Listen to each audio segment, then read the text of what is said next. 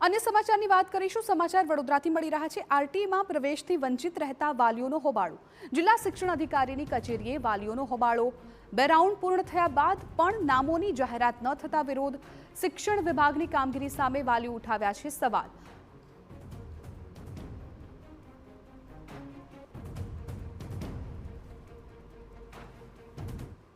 દ્વારા તમામ બાળકોને મફત અને ફરજિયાત શિક્ષણ મળી રહે તે હેતુથી આરટીઈનું આયોજન કરવામાં આવ્યું હતું। આરટીઈ અંતર્ગત વિદ્યાર્થીઓને એડમિશન આપવામાં આવે છે। આ એડમિશનની પ્રક્રિયામાં જે વાલીઓના બાળકોના નામ નથી આવ્યા તે વાલીઓ અત્યારે ડીઓ ઓફિસ ખાતે પહોંચ્યા છે। તેઓ દ્વારા જિલ્લા શિક્ષણ અધિકારીને રજૂઆત પણ કરવામાં આવી રહી છે। વાલીઓ હાજર છે, વાત કરીશું। 2 રાઉન્ડના નામો જાહેર થઈ ગયા છે। શું પરિસ્થિતિ અત્યારે આવી છે, કારણ કે તમારા બાળકનું નામ આરટીઈ અંતર્ગત એડમિશન મળ્યું હોય તેમાં મળ્યું નથી? હા મેડમ, અમારી એક જ રજૂઆત છે સરકારથી। અમે અત્યારે જે વડોદરાની ડીઓ ઓફિસે છે ત્યાં આવ્યા છે। અમે છેલ્લા 1 વર્ષથી ફોર્મ ભરવાની તૈયારી કરતા હતા કે જેથી અમારા બાળકને આરટીઈમાં એડમિશન મળી જાય।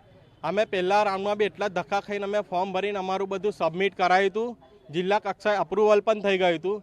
મેડમ, અમને ત્યાંથી પહેલા રાઉન્ડમાં નહોતો લાગ્યો તો અમે નિરાશ થઈને ઘરે ગયા હતા કે નથી લાગ્યો, તો અમે સેકન્ડ રાઉન્ડની પણ રાહ જોઈ। સેકન્ડ રાઉન્ડમાં પણ મેડમ અમારો નંબર આવ્યો નથી। શું માગણી શું છે ને હવે શું લાગી રહ્યું છે? અમારી માંગણી એક જ છે કે જેટલા બી ગરીબ છોકરા છે કે જે આંગણવાડી કરેલા છે એ દરેક છોકરાને વિના મૂલ્યે જે શિક્ષણનો લાભ છે એ દરેક જણને મળવો જોઈએ। અને સૌથી વધારે જો સીટ તમે ગુજરાતની અંદર ગુજરાતીમાં છોકરાને ભણાવવામાં, સરકાર બી કહે છે કે ગુજરાતીમાં ભણાવો, તો અમારે ઇંગ્લિશ સીટોની કોઈ જરૂર નથી। બને ત્યાં સુધી ગુજરાતી સીટ વધારો। બિલકુલ, ગુજરાતી સીટ વધારવાની માંગણી કરી રહ્યા છે। આપનું બાળક પણ આરટીમાં એડમિશન માટે આપ રાહ જોઈ રહ્યા છો।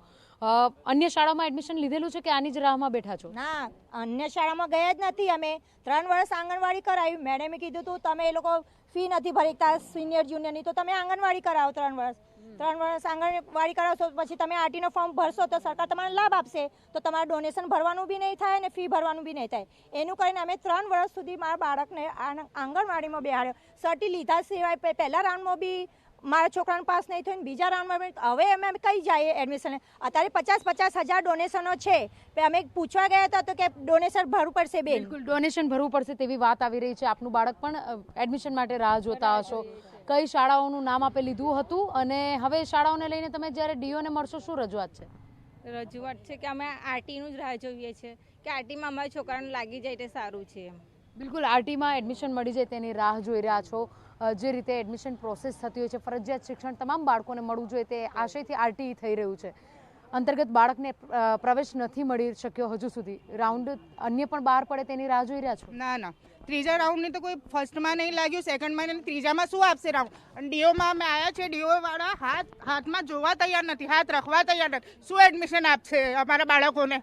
બિલકુલ ખેલી કાઢી બાળકોના ફ્યુચર સાથે, ભવિષ્ય સાથે ખેલી રહ્યા છે। બધાનું સેટિંગ થયું છે। બિલકુલ, બધા સ્કૂલોમાં સેટિંગ થાય છે। હું ચોખ્ખું કહું છું, એ લોકો એમ અમન નથી આપવું તો ના આપો, પણ એમનું 10% ચેકિંગ કરો। દરેક સ્કૂલમાં ચેકિંગ કરો। ભવન છે, દિલ્હી પબ્લિક સ્કૂલ છે, બધી સ્કૂલોમાં ચેકિંગ કરો, તમને ખબર પડે કે કેવી રીતે અંદર છોકરાઓ ગયા છે। આરટીઈ થકી ગયેલા? અરે આ તમે ત્યાં ચેક કરો ને, અમારે પૂછવાનો કોઈ મીડિયાનો કોઈ સવાલ નથી। અને યોગ્ય તપાસ કરો। જો 20% ના નીકળે ને તો તમે એક્શન લઈ શકો છો મારી પર। બિલકુલ, તો જે રીતે વાલીઓમાં અત્યારે આક્રોશ એટલા માટે છે કે પોતાના બાળકનું પ્રવેશ હજુ સુધી થઈ શક્યો નથી, જ્યારે સરકાર પણ વાત કરતી હોય ફરજિયાત શિક્ષણની, તેવાની વચ્ચે જો બાળકોને એડમિશન ના મળી શક્યા હોય અને એવા બાળકો કે જેઓને શિક્ષણની જરૂરિયાત માટે પોતાના બાળકોને સરકારી શાળાઓને અથવા તો સરકારની સહાય પર નિર્ભર છે, તેવા વાલીઓ આજે બાળકોના શિક્ષણ મળી રહે તે માટે એડમિશન પ્રક્રિયાની રાહ જોઈ રહ્યા છે અને આરટી માટેનું એડમિશન કન્ફર્મ થાય તે માટે પણ ડીઓને રજૂઆત કરવા માટે પહોંચ્યા છે। કેમેરા પર્સન રોહિત ગિલ સાથે અંજલિ ઓઝા, TV9 વડોદરા।